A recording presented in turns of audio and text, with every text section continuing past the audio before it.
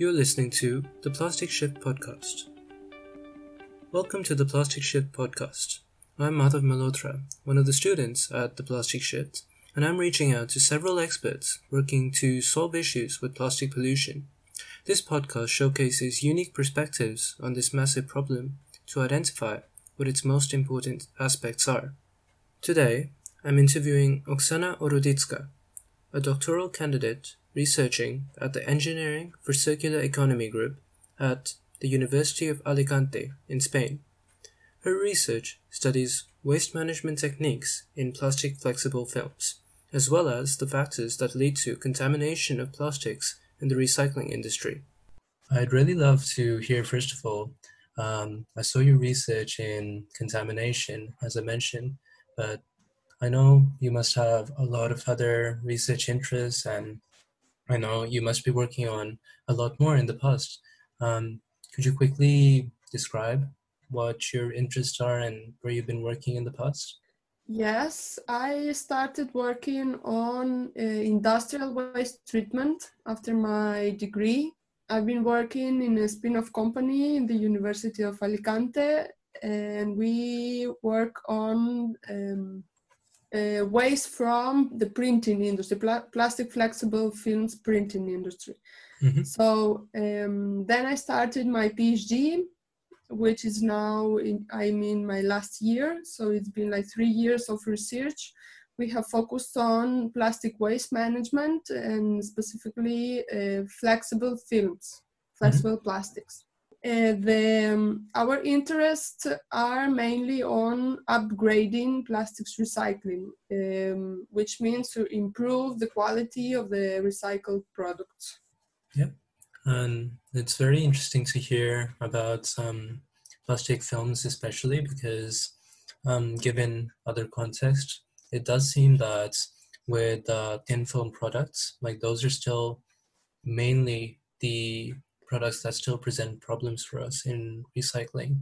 I believe 40% or over of all plastic waste generated is through plastic packaging. So it really is a big issue.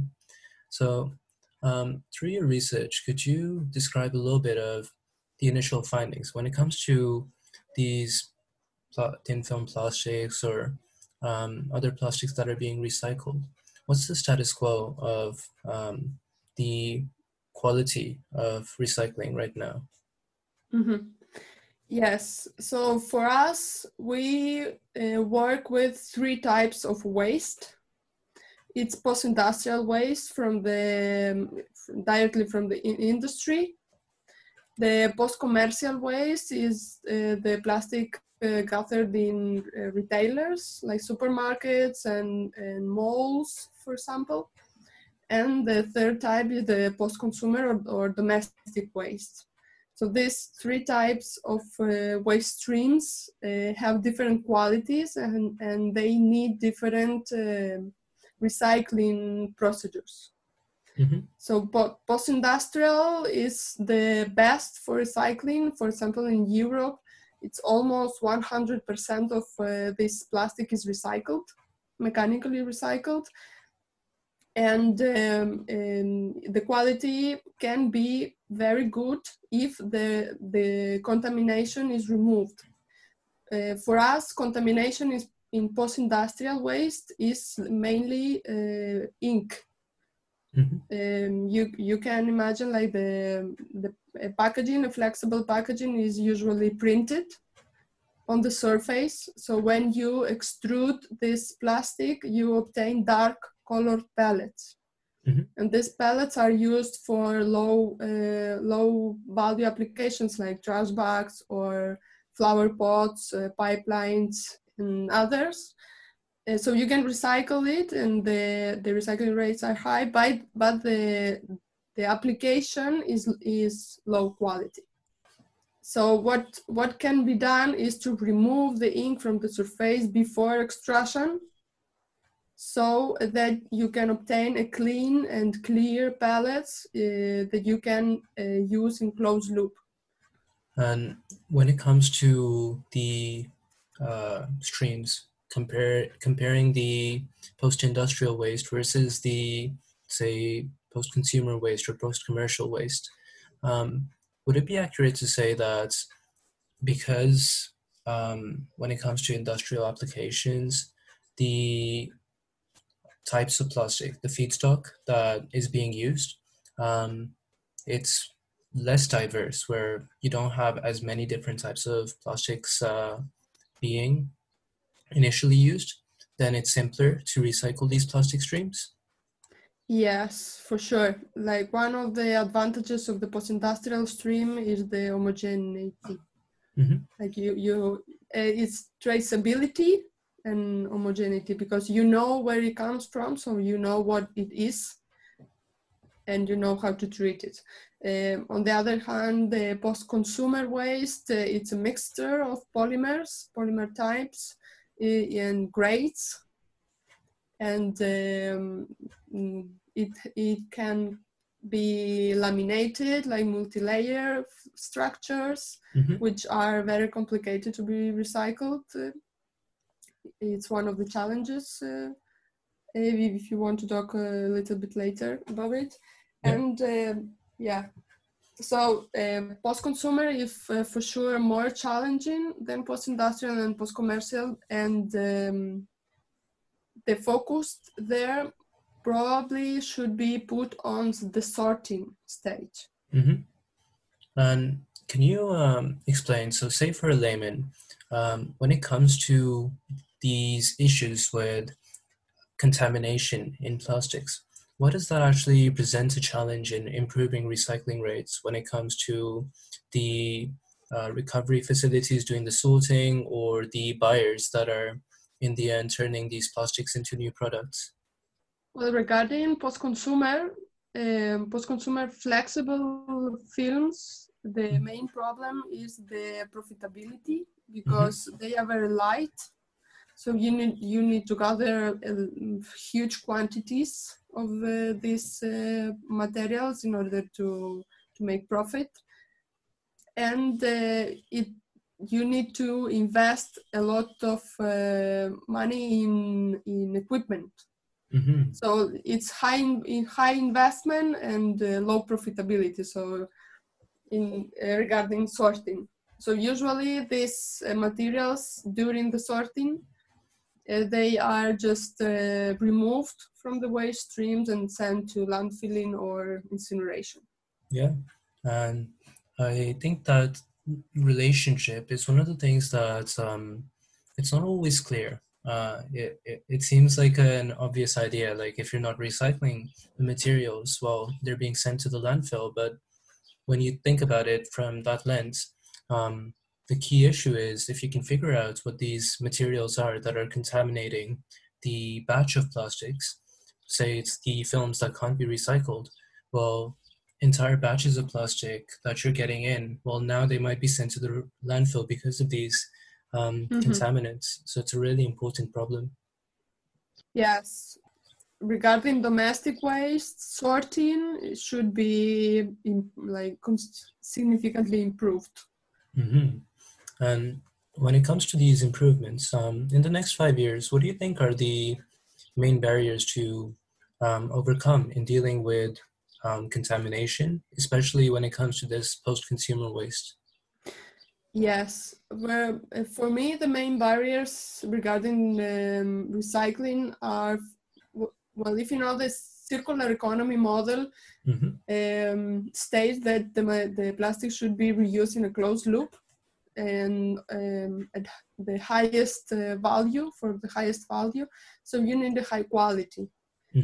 And to do that, you need to remove the contaminants and to ensure the consumer safety. So if you have, it's like the PET bottles, the plastic bottles for beverage, for drinks, you can reuse it in a closed loop because you can ensure consumer safety. And with the closed loop recycling, there is some speculation out there that, say, even if you removed contamination rates or the other barriers that prevent plastics from being downcycled into lower quality applications, that even theoretically, if you could improve upon that, the majority of plastic still could be recycled only once or twice before they lost all their quality. Would improving sorting processes or changing the way plastics are manufactured initially, such as how you mentioned with removing the ink going into industrial plastic, would that address these concerns, or is it still fair to say that recycling, even in a closed loop application, it can still only work, let's say, 1 or 2 times before the plastics get downcycled? Well, for us, for our research group, it's very important to upgrade the recycling facilities. Like nowadays, the recycling processes are mainly downcycling processes. So you need to include more steps like removing the ink or removing the odors, removing other contaminants, delamination for these multi-layer structures. So there is a lot of room for improvement. The thing with using plastic in closed loop is that you probably will never use 100% recycled plastic. Usually, in the industry, they mix recycled and virgin because because the volume, like you cannot survive only with recycled plastic because you cannot get enough volume. Like you need to buy virgin and to mix it with virgin. Yeah. Of the quality, so the mixture, you can compensate the loss of quality in recycled plastic using virgin. Yeah. So the number of loops will be higher than 2 or 3 or 4 for sure. Yeah, that's very interesting because typically virgin versus recycled plastics, they get compared to each other because, say, oil prices have dropped like they have right now. People assume that immediately recycling rates will go down. Well, the usage of recycled plastics will go down because now it's so much cheaper to manufacture virgin plastics. But it's really interesting how they can also be used together to increase the volume. For example, for high added value applications like packaging, the quality requirements are high, are usually very strict. So it's very difficult to use 100% of recycled plastics. So it's very, very likely that the producers will use a mixture.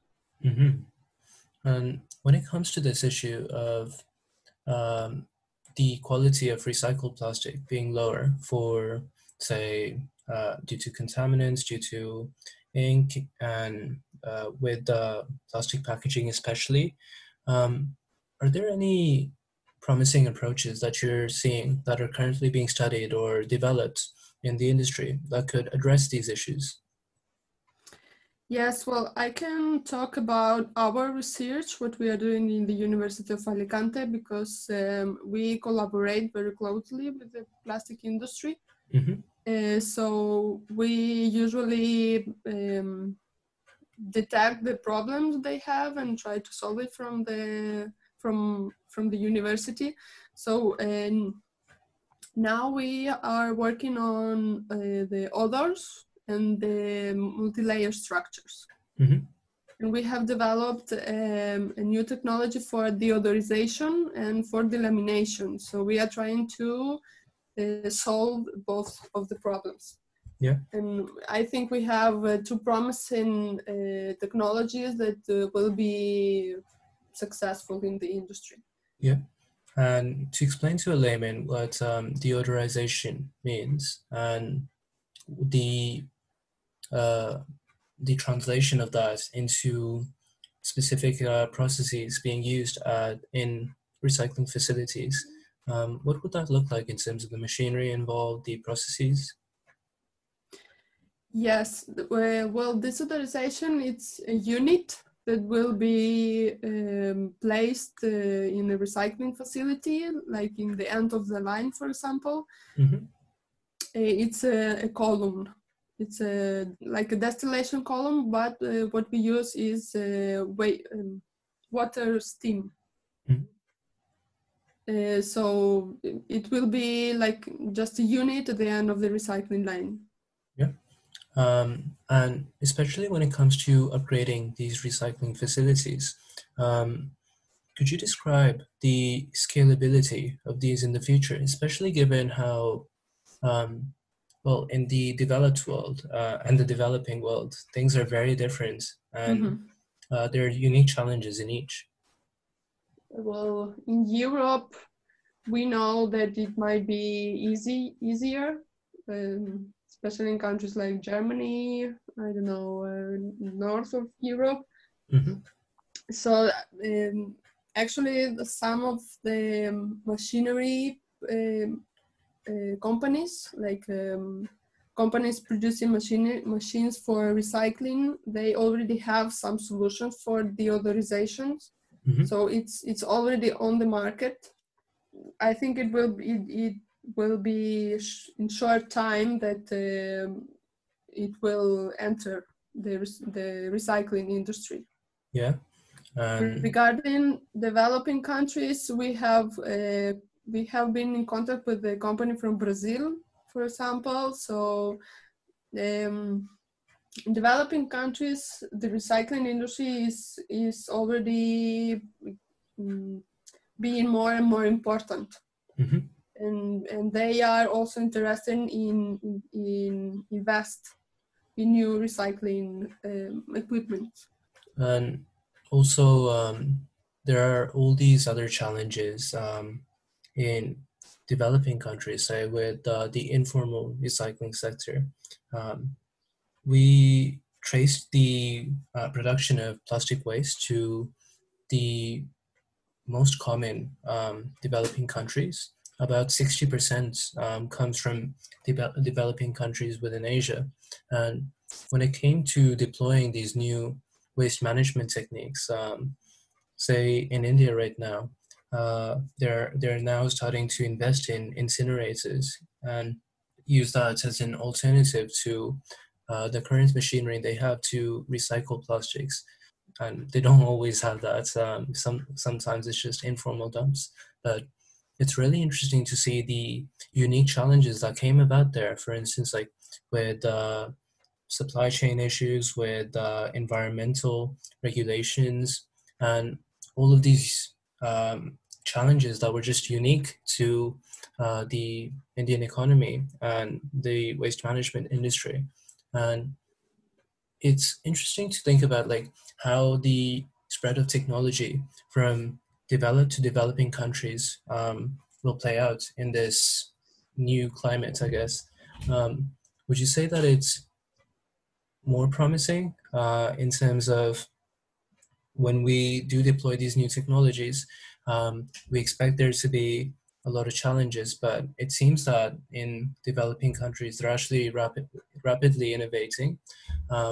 Or do you think it's still sometimes, say, a decade or so in the future before most of these technologies are deployed at a scalable level in developing countries? If it's a difficult question. I think developing countries are using, like, the recycling industry is increasing, like the recycling business is increasing in these countries. So I think they will be interested in compete with the European or Canadian or other more developing countries. So Yep. I think they will be interested in invest Mm-hmm. in new technologies. Yeah. Yeah. And already we see a bunch of progress there. I'd actually love to hear your perspective on what do you think is the role of, say, alternative technologies to repurpose plastic waste?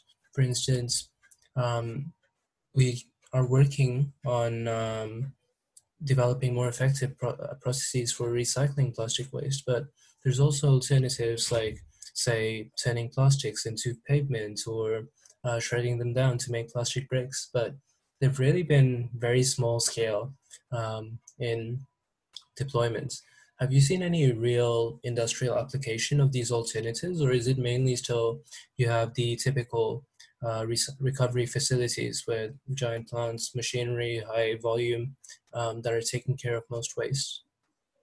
Well, here in Europe, at least, I think the waste management is under control of the authorities. So Mhm. it's mainly recycling facilities taking care of the waste.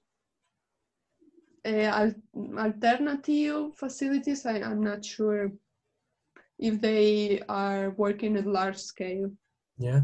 Yeah. Maybe